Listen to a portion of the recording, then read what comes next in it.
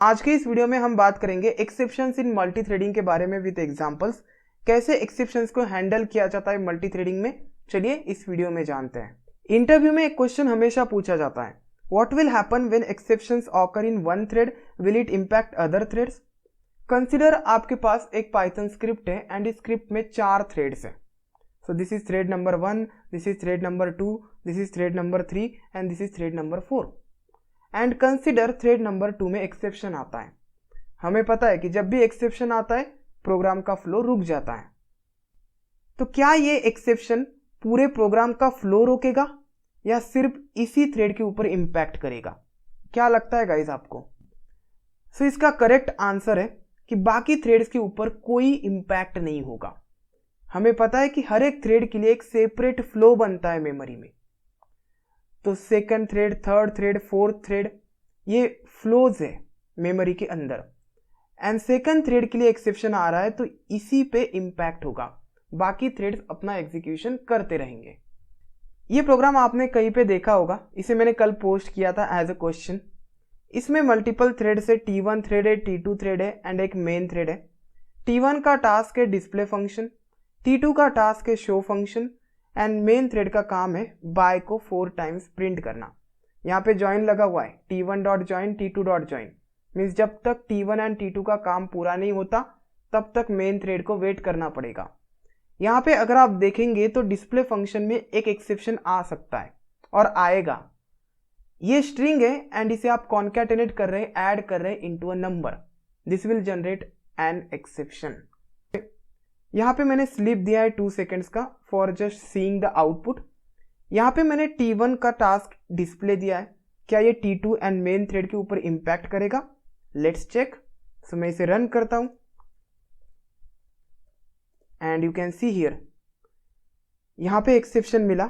Exception के बाद भी बाय प्रिंट हो रहा है, मीन्स बाकी थ्रेड्स के ऊपर कोई इंपैक्ट नहीं होगा। नहीं, अगर आप इस स्लिप को हटा देते हैं, सपोज मैं इसे 0.1 रखता हूं एंड फिर से रन करता हूं, शायद आपको ये देखिए, hello which is the task of T2, then एक एक्सेप्शन एंड देन T2 का टास्क कंटिन्यू हुआ।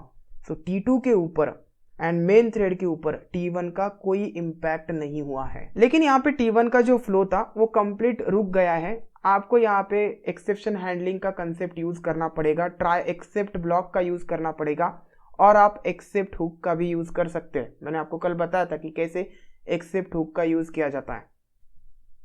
Now what happens for exception in thread. जब थ्रेड में कोई एक्सेप्शन आता है तो इंटरनली इंटरप्रेटर क्या करता है? इंटरप्रेटर कॉल करता है threading dot except hook function को। यहाँ पे नोट कीजिए थ्रेडिंग है, सिस नहीं है।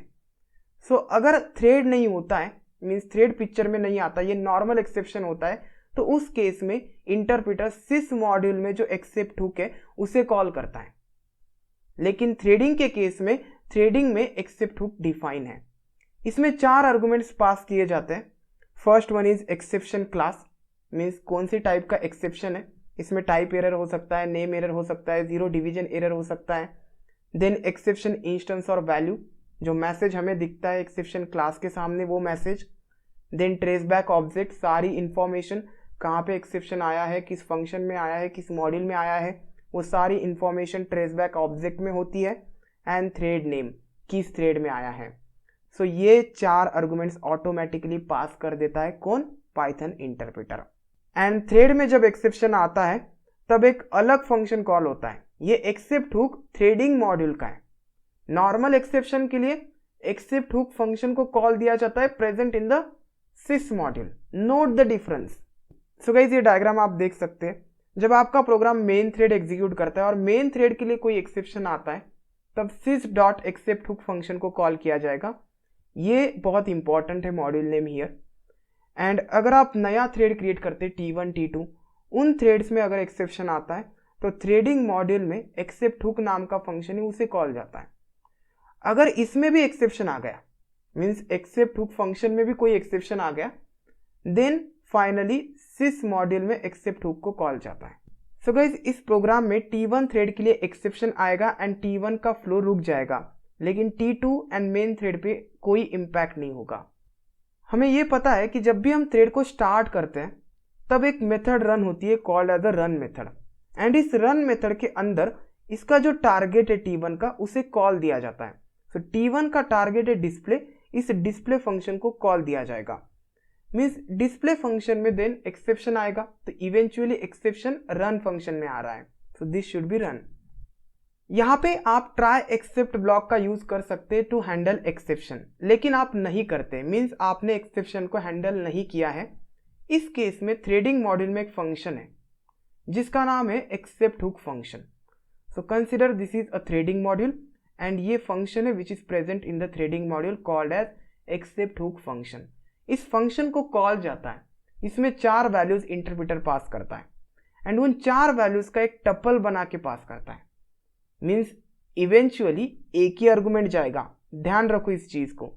सबसे पहला आर्गुमेंट होता है एक्सेप्शन नेम, ओके, एक्सेप्शन का क्लास। सेकंड आर्गुमेंट होता है एक्सेप्शन का वैल्यू। थर्ड आर्गुमेंट होता है एक ऑब्जेक्ट जिसमें सारी इंफॉर्मेशन है एक्सेप्शन की, एंड फोर्थ वन है किस थ्रेड में एक्सेप्शन आया है। सो एक टपल इवेंचुअली इसमें पास होगा, देन इन टपल्स में जो भी वैल्यूज है उनका यूज किया जाता है to show information on output window. आप इस एक्सेप्ट हुक फंक्शन को ओवरराइड कर सकते हैं, ओके, जैसे हमने sys डॉट एक्सेप्ट हुक को ओवरराइड किया था फॉर नॉर्मल एक्सेप्शन। अगर वो वीडियो आपने नहीं देखा है तो डिस्क्रिप्शन में लिंक मिलेगा। अब इस फंक्शन को ओवरराइड करते हैं, हम एक कंप्लीट नया फंक्शन बनाएंगे। I am writing here custom underscore hook. So इसमें एक ही आर्गुमेंट आएगा, एक tuple containing 4 values. So I am writing here args, okay, args means tuple, this is variable length argument, and यहां पे आप प्रिंट कर सकते हैं args of 0, then I will print args of 1, then I will print args of 2, and finally I will print args of 3। इसमें 4 values है। सो 0 पे class name, 1 पे वैल्यू, 2 पे इंफॉर्मेशन एंड 3 पे थ्रेड का नेम। एक मैसेज भी मैं प्रिंट कर देता हूं, exception occurred in thread. Save and run now. But अभी रन करने से कुछ नहीं होगा, हमें इस फंक्शन को असाइन करना पड़ेगा to threading dot except hook. So यहां पे मैं असाइन कर देता हूं, so threading dot except hook and assign this custom hook. Means threading module में जो एक्सेप्ट हुक फंक्शन है उसे एक कंप्लीट नया डेफिनेशन मिलेगा, ये वाला डेफिनेशन। मीन्स अब जब यहां पे एक्सेप्शन आएगा तब पाइथन इस फंक्शन को कॉल करेगा। मीन्स इवेंचुअली वो थ्रेडिंग मॉड्यूल में एक्सेप्ट हुक को ही कॉल करेगा, बट इसे हमने अब एक नया फंक्शन दिया है, कस्टम हुक, नया डेफिनेशन, ये डेफिनेशन। सो ये एग्जीक्यूट होगा। चलिए अब इसे रन करते हैं। Here you will see, okay, यहां पे एक्सेप्शन आया है लेकिन अब कोई एरर नहीं है, एक इंफॉर्मेशन है। सबसे पहले एक्सेप्शन ऑकर्ड इन थ्रेड, ये मैसेज लाइन नंबर 6 का। लाइन नंबर 7 पे मैंने प्रिंट किया है args ऑफ 0 मीन्स क्लास का नेम। वो एक टपल है, टपल में पहला आर्गुमेंट क्लास का नेम होता है, मैंने उसे प्रिंट कर दिया। Second argument value in name, okay, यहाँ पे। थर्ड वन इज एक ट्रेस बैक ऑब्जेक्ट है, इंफॉर्मेशन है, आप इस इंफॉर्मेशन को प्रिंट भी कर सकते हैं by using list function. And ये थ्रेड का इंफॉर्मेशन, इस थ्रेड के लिए, थ्रेड 1 के लिए एक्सेप्शन आया है, इसका नाम डिस्प्ले है, इसका ये current status and this is the ID number of thread. अगर आप चाहते हैं कि ठीक है ये ट्रेस बैक ऑब्जेक्ट वगैरह कुछ भी प्रिंट ना हो, सिर्फ आप थ्रेड की डिटेल्स प्रिंट करना चाहते हैं एंड कौन से टाइप का एरर आया है वो प्रिंट करना चाहते हैं, तो ये भी आप कर सकते हैं, you will see here, okay. आप और भी इंफॉर्मेशन यहाँ पे ऐड कर सकते हैं अगर आप चाहते हैं तो। आई होप गाइज कि अब ये कंसेप्ट क्लियर है। अब क्वेश्चन आता है कि मैंने थ्रेडिंग मॉड्यूल का रेफरेंस दे के ही क्यों असाइन किया है, क्योंकि अगर आप सब कुछ इंपोर्ट कर लेते हैं एंड यहाँ पे सिर्फ लिखते हैं एक्सेप्ट हुक, तो एक्चुअली में क्या होता है कि यहाँ पे असाइनमेंट हो रहा है, एक नया वेरिएबल क्रिएट होगा, okay. Instead of assigning to threading dot except hook, एक नया वेरिएबल क्रिएट होगा for this example dot py, okay. So ये देन फाइनली इस फंक्शन को कॉल ही नहीं जाएगा। आप let me draw diagram here. So this is my threading module, इसके अंदर ये एक्सेप्ट हुक फंक्शन है जिसे कॉल जाएगा व्हेन एक्सेप्शन ऑकर्स, एंड ये है मेरा एग्जाम्पल डॉट पाई मॉड्यूल। और यहाँ पे मैं एक नया वेरिएबल क्रिएट कर रहा हूँ, this follows all the variable name rule, right. तो एक नया वेरिएबल ही क्रिएट होगा यहाँ पे, तो इसे कोई नया डेफिनेशन असाइन नहीं होगा, and that's why I have imported threading module. अगर आप चेक करना चाहते हैं विथ डिफरेंट वे तो आप चेक कर सकते हैं, आपको डिजायर आउटपुट नहीं मिलेगा। सो हमेशा जब आप एक्सेप्ट हुक लिखना चाहते हैं खुद का, तब पूरे मॉड्यूल को इंपोर्ट कीजिए, यही वे यूज कीजिए, ओके। सो जब मैं यहाँ पे बोल रहा हूँ थ्रेडिंग डॉट एक्सेप्ट हुक, तो ये थ्रेडिंग मॉड्यूल में जो एक्सेप्ट हुक फंक्शन है, जो नेम है, उसे असाइन करेगा एक नया definition. I hope you got the concept now. Thanks for watching this video. ये वीडियो बहुत इंपॉर्टेंट है for interview. Will see you next time. Channel को सब्सक्राइब करो फास्ट।